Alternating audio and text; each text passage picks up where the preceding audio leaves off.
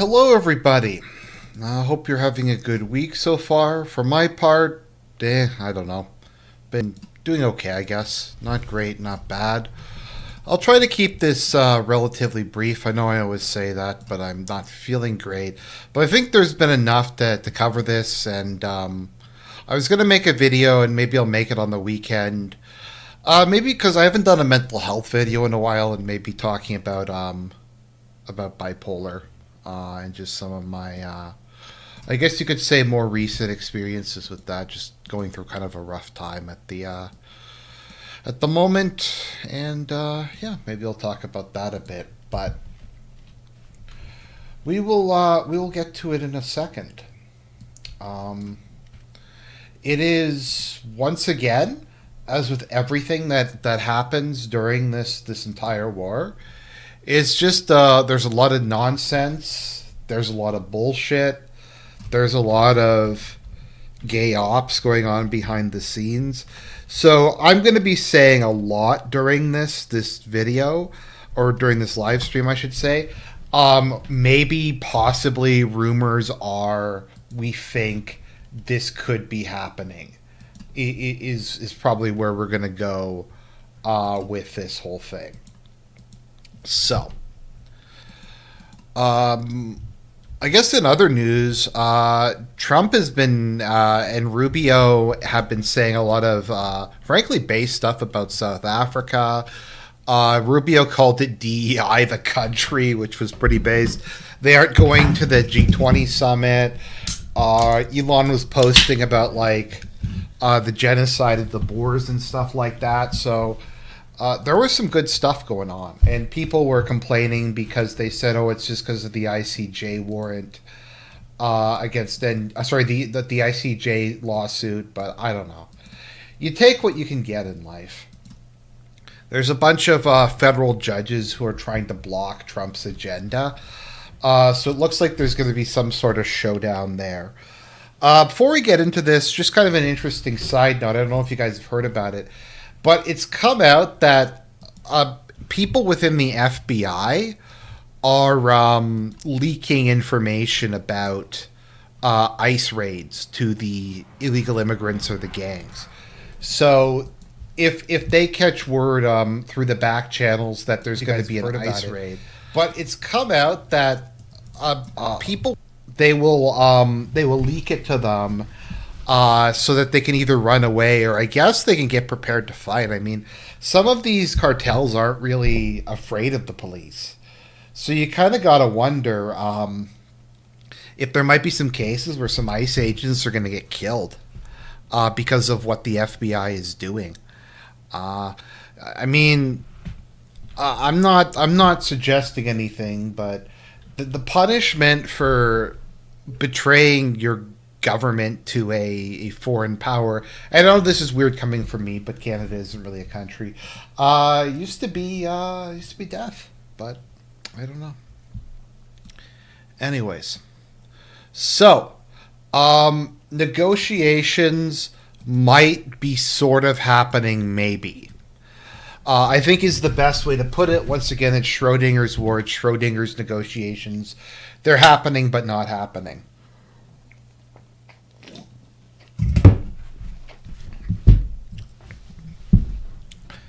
Okay, so here's what the various part. I didn't get news articles together, but I have a general outline of what I want to say.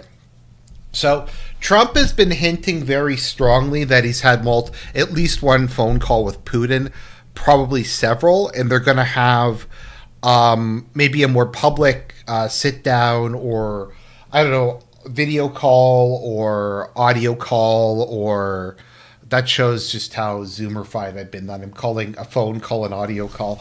Or maybe even a meeting in a neutral country. These are all things that I think are possible. But Trump has seemed to said that. Peskov, Putin's spokesman, was asked about it, and his response was, "I can neither confirm nor deny." So the Russians are kind of just being very ambiguous. They have said that there is now the various agencies are talking to each other again. The defense departments are talking to each other, I think. The intelligence agencies are talking to each other. There has been a definite thaw.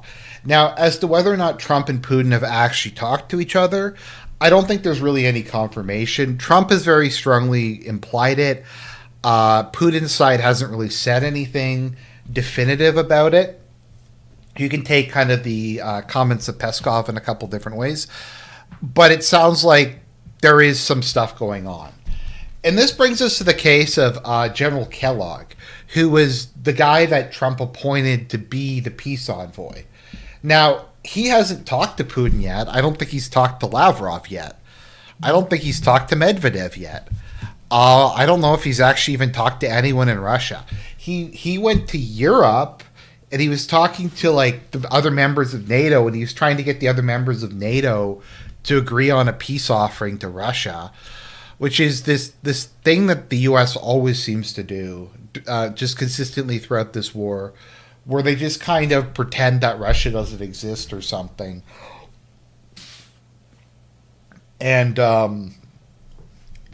negotiate with themselves, which takes months, and then they come to Russia and they present them with whatever the negotiation in question is.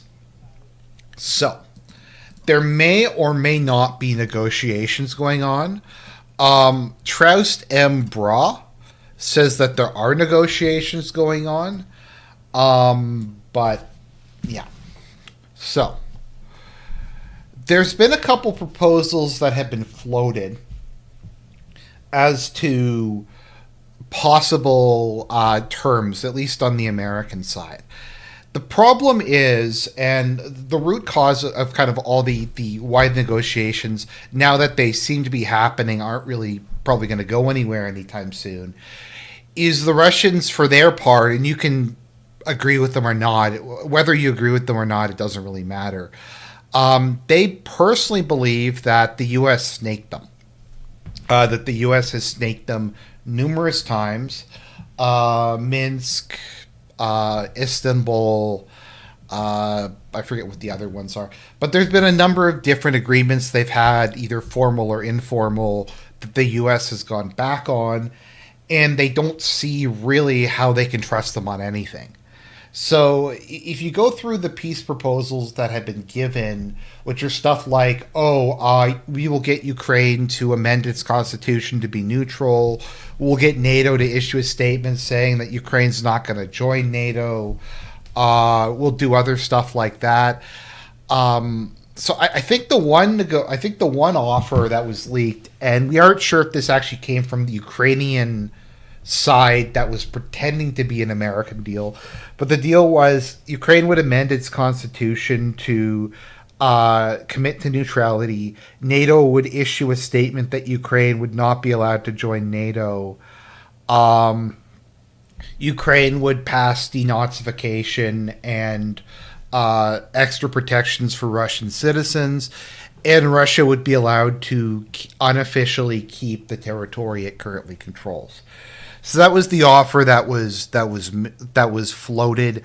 I don't know where that came from exactly. Some people say it was leaked from the State Department. Some people say that it was the Ukrainian government that leaked it to try to float it because it was probably the best deal that they could realistically hope for at this point in time. So the problem with that is, like I said, the Russians just don't believe that the U.S.'s word is worth the paper it's printed on.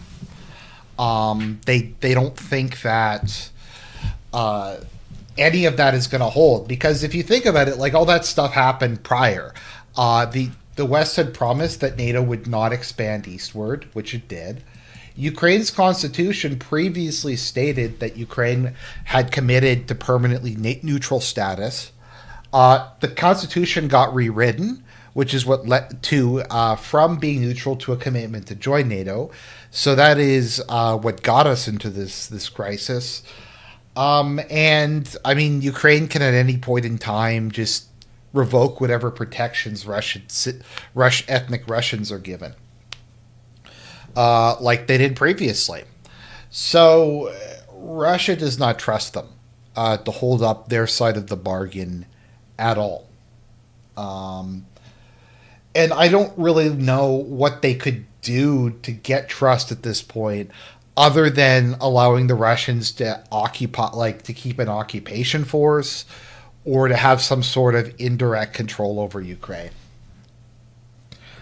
The other aspect of the plan is that Ukraine would have no limitations on its military, and the U.S. would be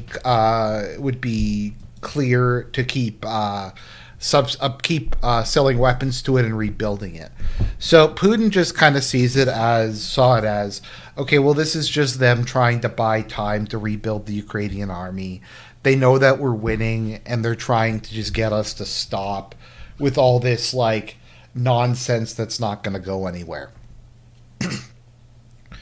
So that's kind of the early one. Now, I think Trump and the leaks I've heard, the possible leaks from Traus Dimbra about the conversation with Trump and Putin, is Trump didn't expect Putin to be so insistent on. Sorry, I'm just taking a sip.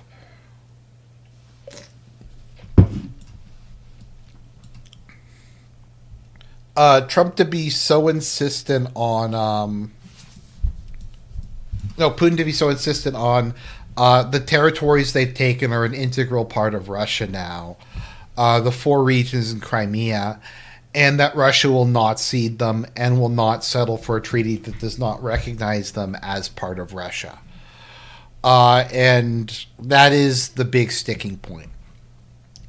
And so I'd say we're kind of at a Mexican standoff, but I'm going to call it a Cossack standoff, because there aren't really any. I mean, Sisi is the president of Mexico, but this isn't even North Africa. This is Eastern Europe.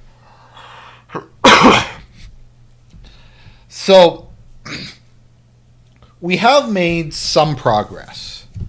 The U.S. seems to be willing to budge on the number one issue, which is NATO membership for Ukraine. So that is progress. The territorial issues are going to be a sticking point. And Russia, I'm just not sure if they can really believe anything that the U.S. offers them. And I don't know if Europe and the U.S. can really believe anything Russia offers them. I think part of the proposal was also to bring in like tens or hundreds of thousands of European peacekeepers to go along whatever the frozen front line is. And so we're kind of in a scenario where I don't think either side really knows what to do at this point in time. Putin is winning the war, but unless there's any kind of long-term permanent settlement, I don't see how he can really win the peace. I mean, Russia could take some more territory. They could take Kharkov. They could take the rest of the coast, Odessa. They could take Sumy Oblast, maybe even the Cherniv Oblast. They could even just take everything up to the Dnieper. But the problem is, what are they going to do with the rest of Ukraine? Are they going to go across the Dnieper? Are they going to overrun the rest of the country? Unlike I think the Donbass and Crimea wanted a sizable majority wanted to be part of Russia. I'd imagine in Zaporozhye and Kherson, even if a majority didn't want to be part of Russia, I'd imagine at this point a majority are like okay with it so long as the fighting ends and they get rebuilt. And they might be able to have similar sentiments in some of the other territories in south or eastern Ukraine. That is not the case in western Ukraine, though, at all. That is not the case there. So if there's no agreement, are they going to just go all the way to the border with the Ukraine's western border? I mean, theoretically, they could just keep this war going as long as they want to. There's no real reason other than time, money, and manpower that they couldn't just keep fighting until the Ukrainian army completely collapses and they occupy the entire country. But we saw what happened during the Cold War. Occupying like a large country is a drag. It's a lot of resources and it's a lot of time. So I kind of doubt how much they really want to do that.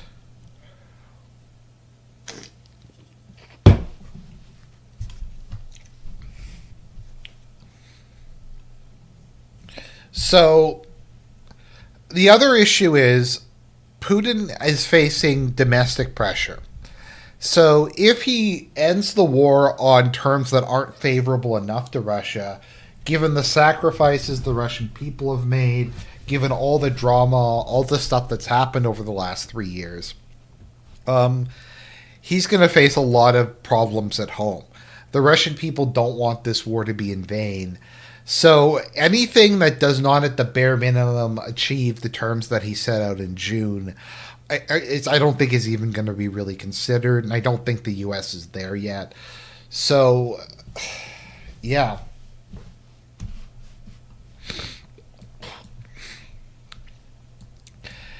It's kind of a case where I don't think the Russians, and I've been saying this consistently probably for the last year or so, I don't think the Russians have an end game at this point.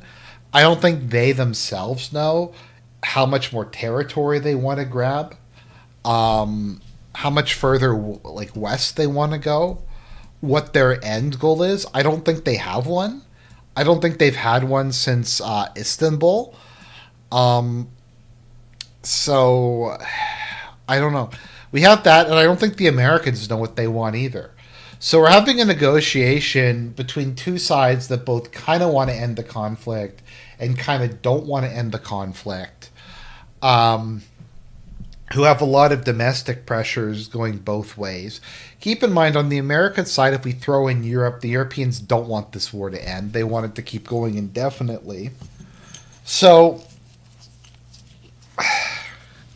it's Schrödinger's peace negotiations.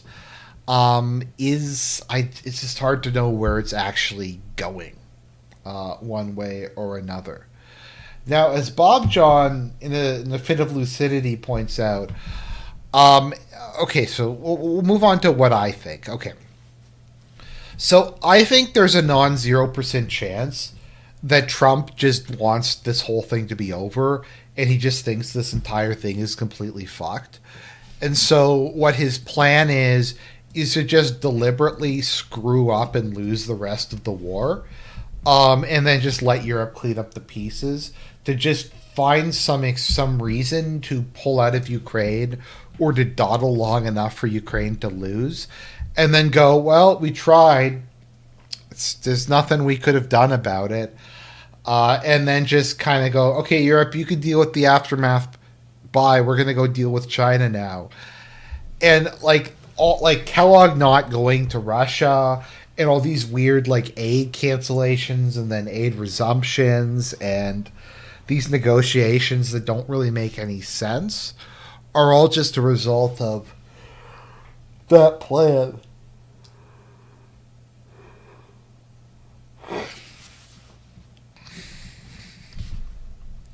Now, interestingly, so the ultimate fear that the Europeans have is that Russia and America will just directly talk to one another.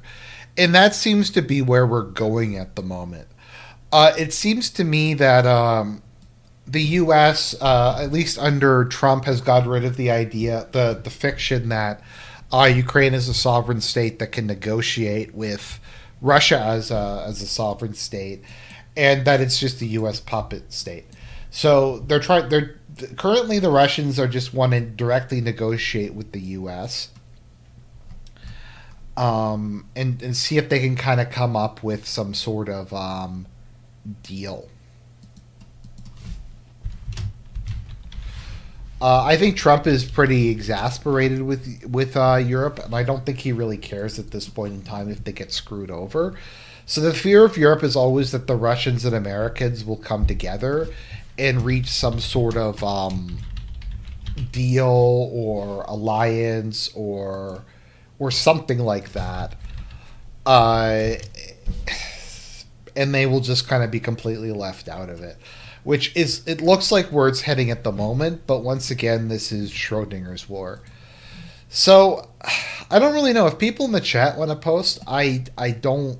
To be honest, I'm not sure where it's headed at the moment.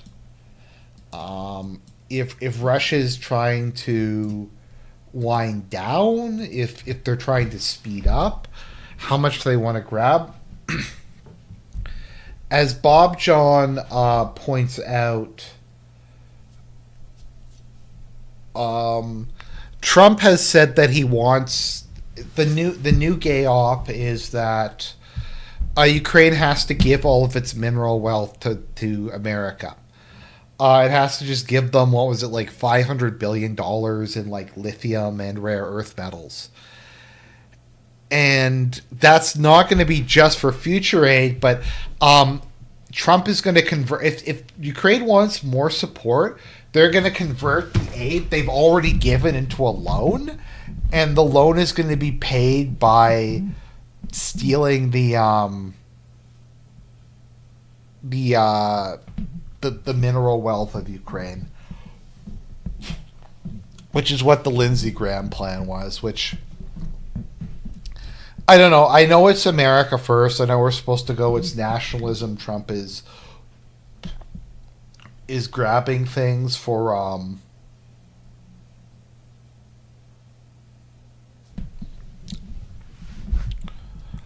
I completely lost my train of thought there. But yeah. So it's kind of hard to know where we're even headed at this point in time.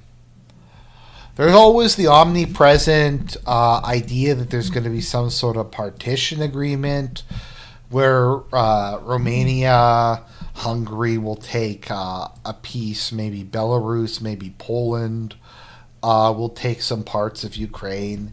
Maybe they'll partition it. I don't know. I don't think that that's likely to happen, but it's not impossible. I don't think that, like, I honestly just don't think Trump really cares that much about Project Ukraine, and he's just looking for some way to end it without making him look like a jackass. Is basically where I'm at where I think they are at the moment. Within Ukraine, they're still trying to play games. Podolyak is talking about trying to start a direct war again between the U.S. and Russia, which isn't going to happen. Budanov allegedly came out and said that the Ukrainian army has 6 months left before total collapse, which is about what my prediction was. Now, they claim that that wasn't the case. But Budanov did not deny it when asked about it, so it probably did happen.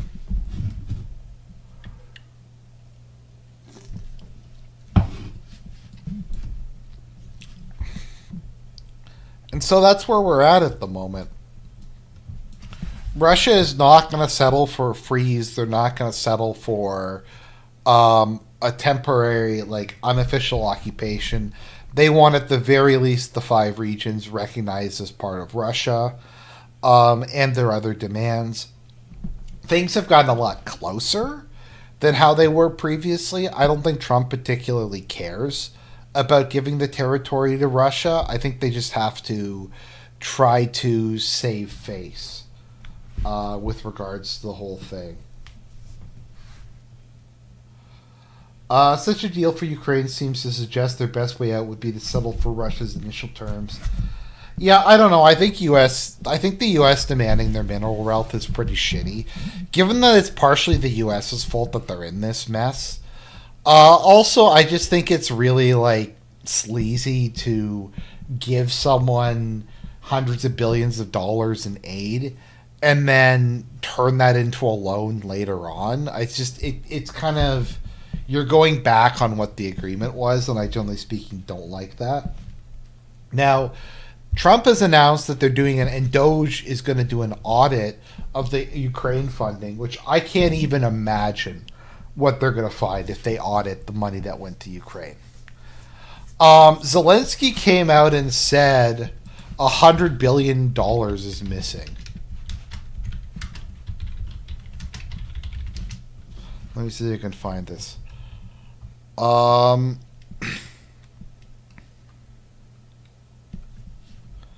to find this.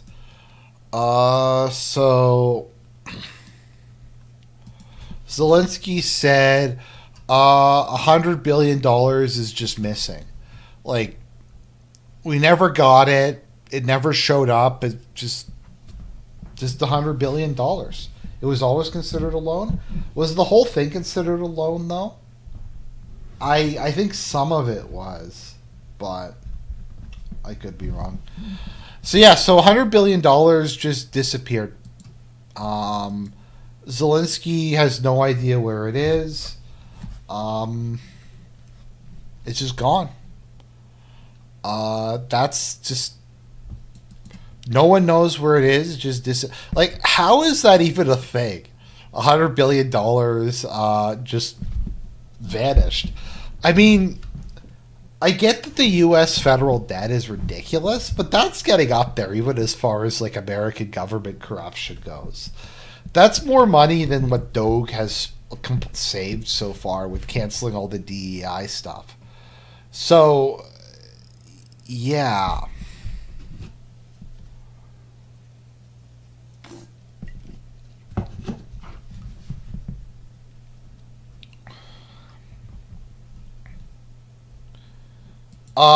I don't even know like where the rest of the money went. Like, I can't even imagine what's gonna happen when they start going through stuff. Like, I don't know if you guys recall, but when Russia attacked in Belgorod, I think it was here. There was supposed to be like this network of fortifications that were supposed to be built, and it turned out that like the local government officials had embezzled all of the money for the fortifications, so there was no fortifications, and the Ukrainian soldiers couldn't defend the border. There's apparently like just piles of dragon's teeth lying around that weren't put into position. The mines were never laid. Just the level of corruption is astounding. And don't get me wrong, Russia has bad corruption issues as well, but Ukraine has the aura of every man for himself at this point in time. Like, everyone wants to grab those sweet aid dollars and get out of the country and buy their 5 homes in Florida before the whole crisis ends. I'm going to go with Base. Base Caulfield said the $100 billion was donated to DSP and was spent on WWE legends. I mean, that's probably more legitimate a guess than whatever they're going to find. Doge is also investigating Social Security and Medicare payments. I can't even imagine what they're going to find when they do that. Like, the stuff they found so far is insane. Now, I'm going to probably do something sort of pause. I do think sometimes when it comes to making fun of stuff that government is spending money on, some of it sounds kind of silly, but I don't think it's that bad. Like, the idea, like, one they always will make fun of is government spending money to study, to fund studies of animals. Like, they're studying the adaptation ability of a frog or something, or a fish, or they'll be funding some sort of like scientific endeavor, and they'll go, well, that's not going to grow the economy. That's not going to grow it. We should be spending, and like, I don't really mind if they want to spend some spend some money on scientific or animal conservation or stuff like that. Because at the end of the day, a lot of basic science kind of has to be funded by government because there's not an immediate financial benefit to it. Also, some of the foreign aid programs were like actually had to do with foreign aid, and weren't just the condoms to Gaza. I think there was one. It was like in Mauritania to help them map the water table or something. And I mean, you can argue whether or not the U.S. should be supporting Mauritania, but that's actually like a real foreign aid program as opposed to a drag show. Um, Sometimes animal studies are crop rotation. I'm generally personally okay with funding most kinds of science. I think knowledge has an inherent value, and you never know when it's going to come in handy later. So I don't really mind that. It's also not a significant amount of public spending. Um, like, let me see here. As I said, I'm fine with the with NASA getting its funding like tripled. Almost all of the money is spent on like entitlement programs and stuff like that.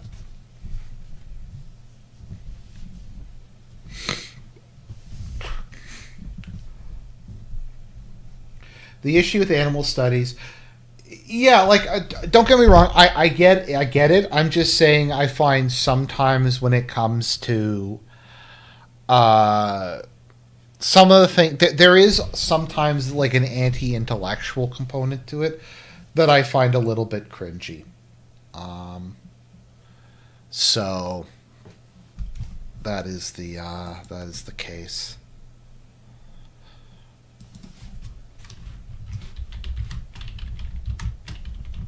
Okay, I'm just gonna Servius. I'll take a look at that.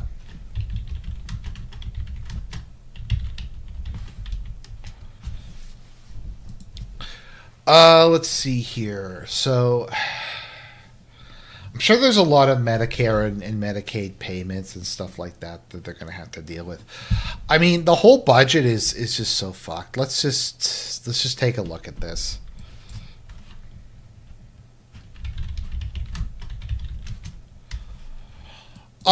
Like I don't know. I don't want to turn this into a rant about MAGA, but just sometimes when I hear them talking about like they're proud for not owning a passport, or they're proud for not going to other countries or stuff like that. I don't know. I like other cultures. I like seeing the world. I like stuff like that. I don't think there's really anything wrong with that. So let's see here. I like how they've added the Doge clock now. And I know most people pronounce it Doge, but I just like pronouncing it Doge because I don't know, it's just funny. So yeah, so if we look at the national debt in the U.S., it's yeah, $107,000 per person. It's actually a lot higher than that if you start adding in unfunded liabilities, but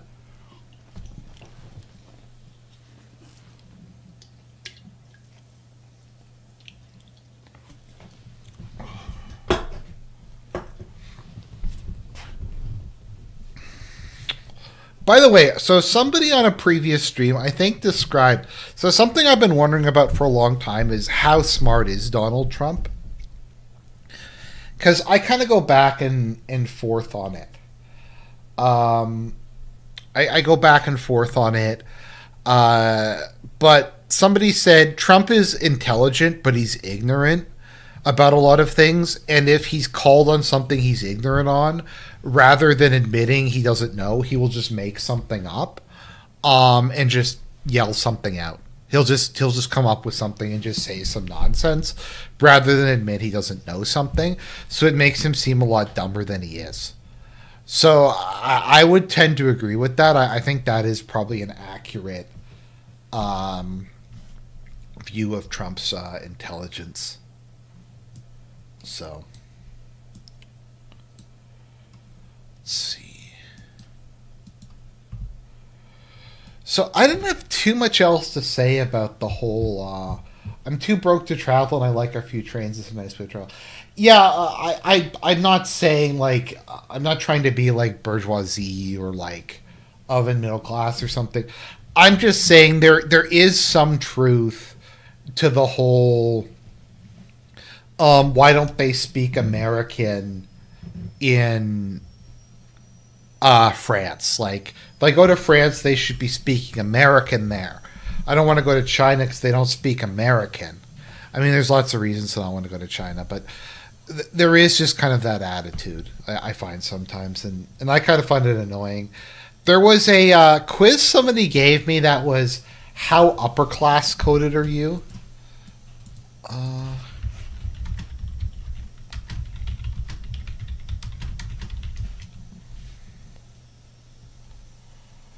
I'm just trying to find where it is. Let me just take a look. Because I actually was coded um, like I think I got the lowest one. So, hey girl, did you want to sit in my lap? Yeah, you're welcome to sit in my lap if you'd like. I'm just trying to see where it is. Charles Murray bubble quiz.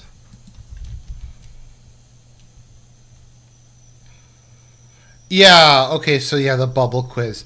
I'll post in chat. This is how much of a bubble you live in, or what is your socioeconomic status. So I think I got. Trying to see here. I got whatever the lowest category was for like upper class people like that. I couldn't answer some of the questions because some of the like chain restaurants we just don't have in Canada, and some of the other stuff. I mean, I guess we could take a look at it.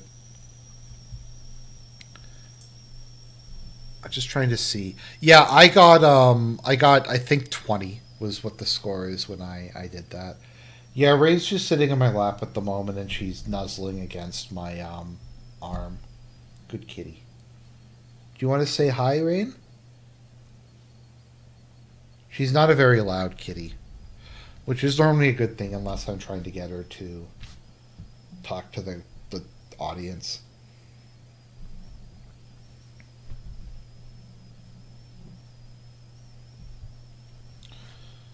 Yep, Rain's just um, rubbing her face against me and uh, doing some kneading. Kneading is such bizarre behavior. Like, it's cute, but it's so weird.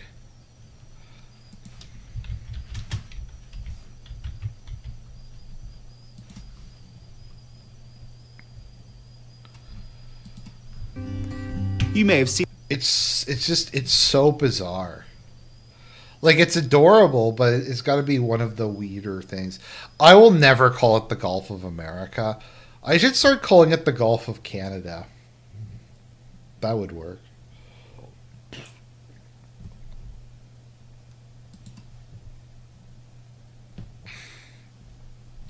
Yeah, like Rain will do that sometimes for like 10 minutes straight.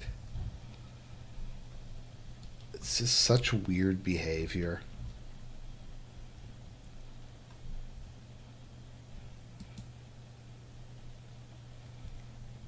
Yeah, that's kind of what Rain does.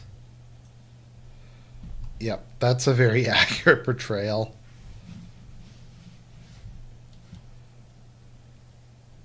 Yeah, I don't normally like name changes. Um, so I don't know. Okay, no, but there is a Sea of Cortez.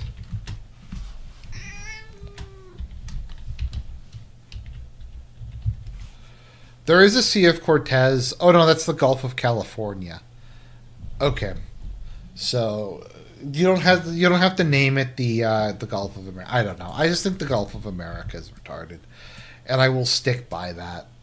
So, anyways, I think that mostly isn't that how cats mark their territory? Okay, so cats have scent glands on their whiskers and their paws, I think. So when cats rub up against you, what they're doing is they're getting the oils from their whiskers up against you. to mark you as part of their territory. I think kneading is part of that. The other part is it's part of. So cats are not super social animals. So how they relate to us, I think, is similar to how they relate to their mothers, because that's really their most, I guess, closest social relationship.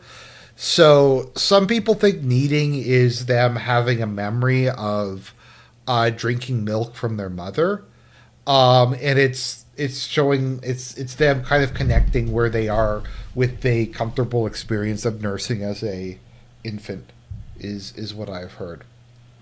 Um, the reason for it is, generally speaking, though, it's a positive behavior. So some things cats do, like I said, are kind of holdover from being kittens because they don't really act in the same way. Like, cause so dogs are pack animals.